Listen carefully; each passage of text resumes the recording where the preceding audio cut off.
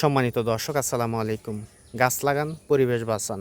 তবে এখন গাছ লাগানোর চাইতে মানুষ কাটতেছে বেশি।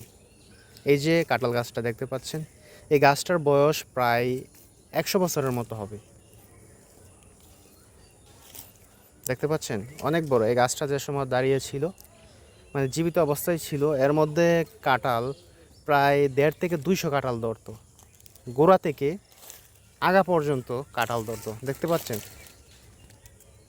পুরাটাই কিন্তু সার হয়ে গেছে, মানে গাছটা পুরাটাই সার হয়ে গেছে, এর মধ্যে বিন্দুমাত্র বার নেই। এই গাছটা অনেক পুরাতন একটা গাছ। গাছটা কেটে ফেলছে বিল্ডিংয়ের দরজা বানাবে বলে। এখন কথা হলো, মানুষ পুরাতন পুরাতন গাছগুলা যারা এখন কাটতেছে, তাদের দাদার আমলে কিন্তু গাছগুলা লাগানো। তো সবাই গাছ কেটে ফেলতেছে কিন্তু লাগাচ্ছে না। এখানে যে জায়গাটা খালি হয়েছে, এই গাছটা কেটে এখানে কিন্তু আরও ইচ্ছা করলে 2টা কাঁঠাল গাছ লাগাইতে পারতো।